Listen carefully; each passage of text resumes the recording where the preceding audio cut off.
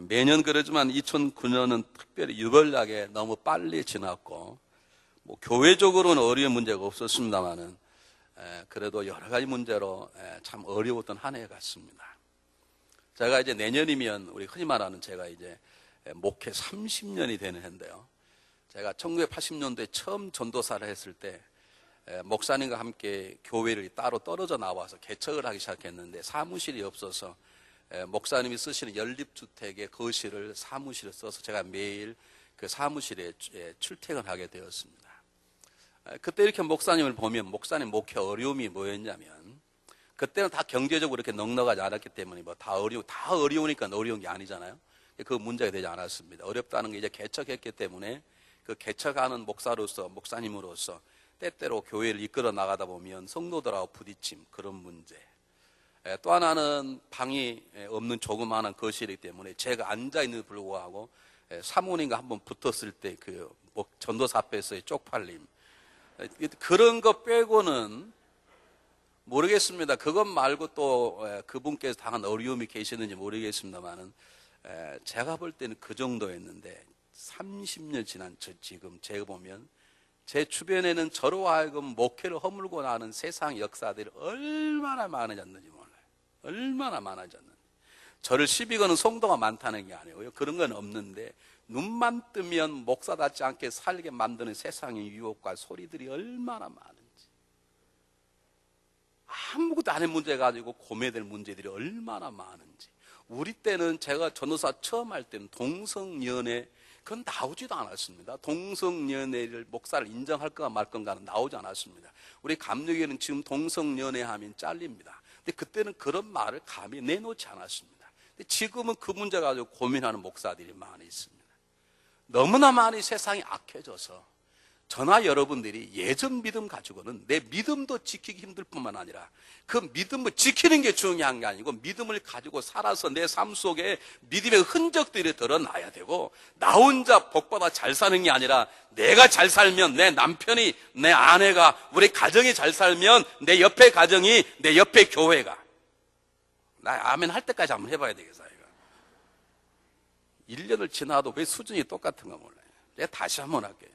우리가 잊어서는 안 될 것이에요. 여러분만 성령 충만되는, 여러분의 성령 충만이 이웃의 성령 충만함이 되어야 되는 것이고, 우리 교회 부흥이 다른 교회 부흥의 전염이 되어야 되는 것이고, 우리 한 민족의 잘됨이 다른 민족의 덕이 되는 존재가 되려면, 그저 그냥 밥 먹고 살다가 죽어 천국 가는 믿음이라면 귀 다 닫으셔도 돼요. 그러나 내가 하나님이 나를 세우셔서 이왕이면 나를 통해 산 교회의 기둥이 되게 하시고, 하나님 우리 교회를 들어 쓰셔서 이 달라스엔 150 교회의 덕이 되게 하고 본이 되는 교회의 성도가 되기를 원한다면, 자녀들이 먼 훗날 지나고 나서 나는 우리 아버지의 기도와 우리 어머니 믿음 때문에 이렇게 되었나라고 본이 되는 부모가 되려면, 여러분 지금까지 신앙생활에서 안 되는 시대에 우리는 살고 있단 말이에요.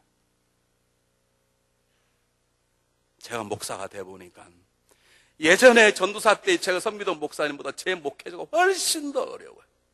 경제적으로는 풍부하고 편해졌고 좋은 시설과 좋은 환경 속에 목회하고, 우리 예전에 주부 한번 만들면 프린트 하느라고 얼마나씩 가리방 긁어가지고 프린트 하느라고 얼마나 고생. 요즘 뭐 컴퓨터가 착착착착착 다 했어요. 그런 게 어려운 게 아니라 세상의 문화가 하나님의 말씀을 증거의 은혜로 받지 못하게 하는 것들이 얼마나 많은지, 성도의 가정을 허물고 한 개인의 믿음을 허무는 세상의 유혹과 악한 역사들이 얼마나 강한지, 예전의 목회자보다 100배 어려운 게 목회자의 저이듯이 여러분의 삶도, 만약 여러분의 인생을 가지고 정말 믿음의 사람처럼 살아간다면 여러분 지금처럼 살아서는 안 돼요. 그래서 저는 한 해의 마지막에 성경과 짜고 한 건 아니지만, 하나님 왜 이렇게 순교자 스데반을 한 해의 마지막에 설교하셨는지, 제가 의도적으로 그런 건 아닌데 하나님 우리 중앙연합감리교회에 바라는 게 있습니다.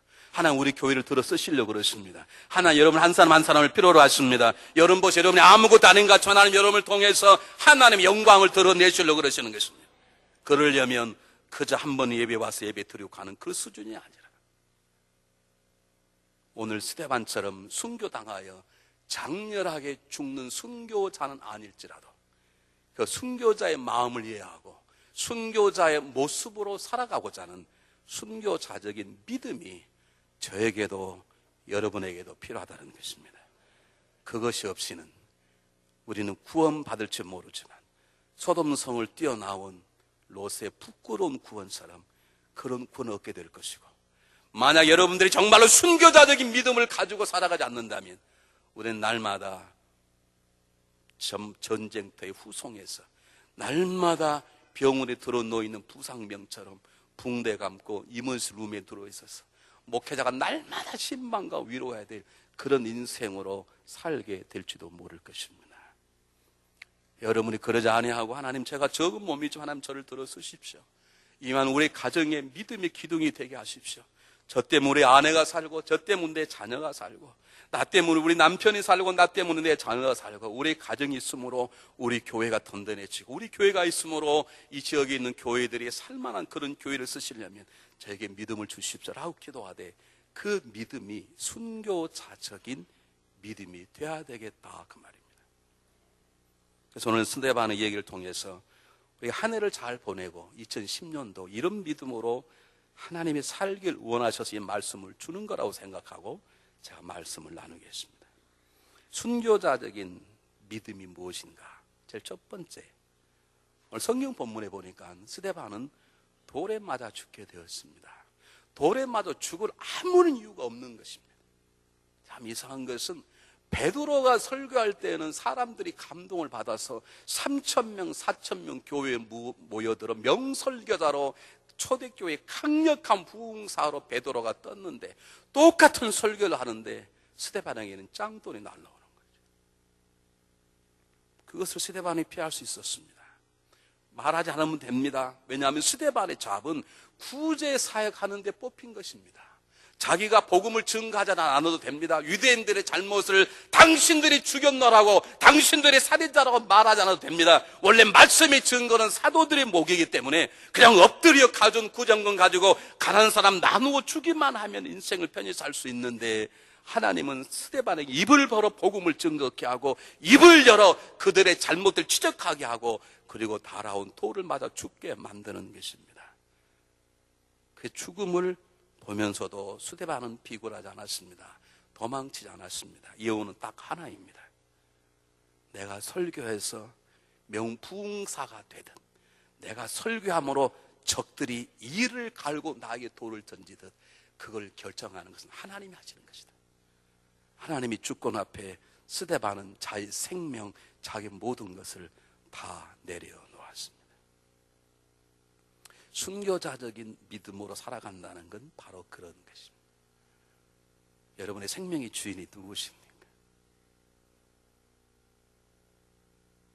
내 생명의 길이도, 내 삶의 질도, 내가 죽는 모습도 그분이 알아서 하실 것입니다. 제가 목회하면서 오랫동안 풀지 못하는 수수께끼가 있었습니다.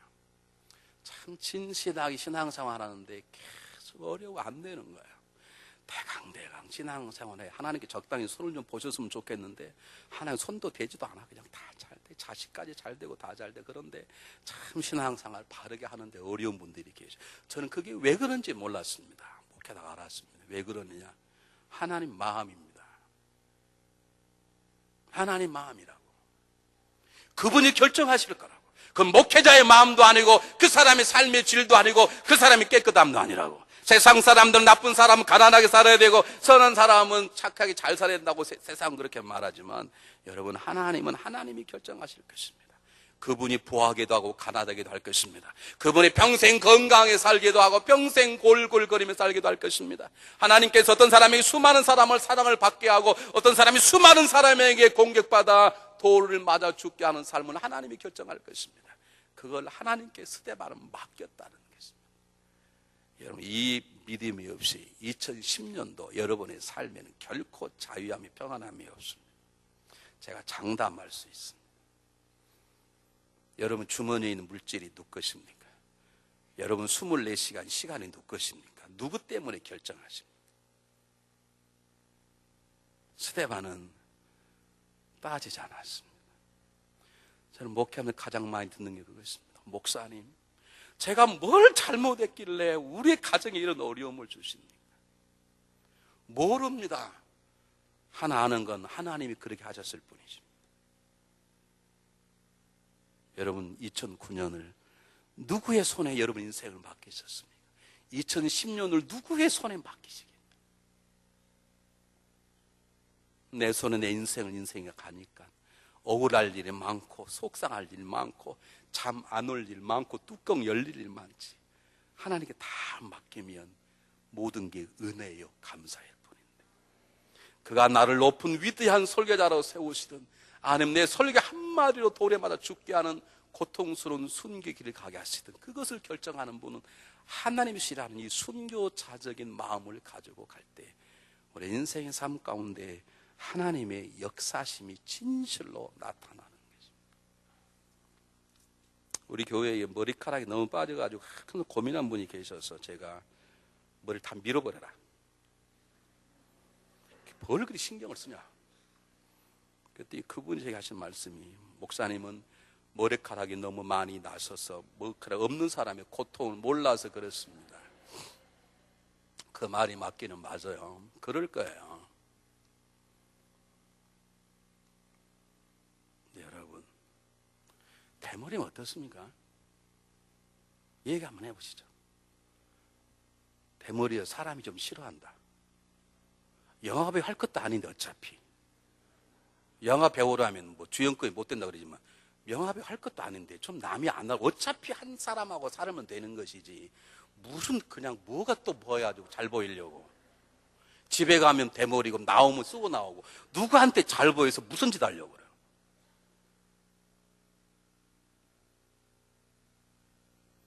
사도 바울이는 고백을 했습니다. 우리가 살아도 주를 위하여 살고 죽어도 주를 위하여 죽는 자 사나 죽으나 우린 주의 것이로다. 내 모든 것이 주님 것이라고 고백하고 내 소유권과 결정권을 그분 앞에 내려놓는 그 순간에 우린 참으로 자유할 수 있고 강건할 수 있는 것입니다. 아멘은 되게 잘해야 합니다. 두 번째, 담대한 마음을 갖고 있는 것입니다. 참 놀라운 것은 베드로가 설교할 때 옆에 있는 친구들이 다 서서 아멘 할렐루야 다 그렇게 도와주는데 스데반은 지금 혼자 서 있네. 그런데 그냥 복음만 증거하지. 창세기부터 레위기, 에스겔서, 말라기까지 얘기하는 가운데 아무도 옆에 도와준 사람이 없는데 그것만 하지. 바로 당신들이 살인자라고 왜 그들의 마음을 왜 찔리고 그들이 이를 갈며 돌 던지게 만드냐고요. 이게 담대함인 거예요. 순교자의 믿음의 중요한 특징은 담대함이에요. 하나님께 모든 걸 맡긴 사람만이 갖는 담대함이에요. 내가 하나님께 내 생명과 시간과 재산과 모든 걸 맡겼기 때문에 걱정이 안 되는 거예요. 우린 지금도 내 생명을 내가 책임지는 줄 알아. 그러니까 옆구리 가끔 그냥 옆구리 찔리기만 하면 이거 혹시 가나만이야? 우리 그런 생각. 기침만 나면 이게 폐암이다, 폐암.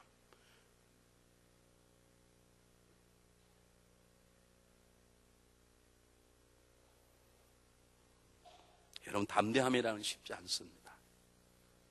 여기 담대함이라는 말은 조폭들이 가지고 있는 깡이 아닙니다. 하나님께 다 맡겼으므로 내가 놀랄 일이 없어. 내가 결정할 일도 없어. 그분이 알아서 할 것이야. 나는 공격받을 것도 없어. 그분이 알아서 하지. 공격받으면 그분이 받으시는 것이고 그분이 걱정할 일이 나는 걱정할 일이고 두려움이 없어. 거기에 나오는 담대함. 내가 하나님께 모든 걸 맡겼다는 증거는 맡겼습니다라고 고백하는 게 아니라 고백담이 주어지는 담대함인 것이죠. 여러분 담대하십니까? 여러분 표정이 안 그러시는데.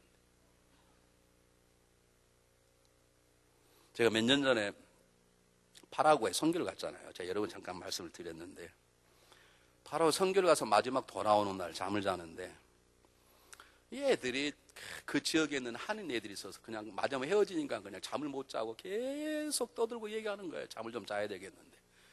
제가 가서 뭔 얘기 하나 마나, 뭔 얘기 하나 보나 이렇게 봤더니 귀신 얘기를 막 하고 있는 거예요. 뭐 귀신이 나오고 옛날에 화장실 가면 뭐가 뭐 빨간 손이 밑 닦아 죽거나 나오고 막 계속 막 귀신 얘기를 하는 거예요. 그래서 얘들아 자라. 귀신 얘기하면 귀신 나온다. 그리고 들어와서 불을 딱 끄고 자려고 딱 놓는데 누가 문을 열고 들어오는 거예요. 그래서 옳거니 얘들이 지금 장난치려고 내가 참 얼굴에 멋지 바르려고 들어오는구나.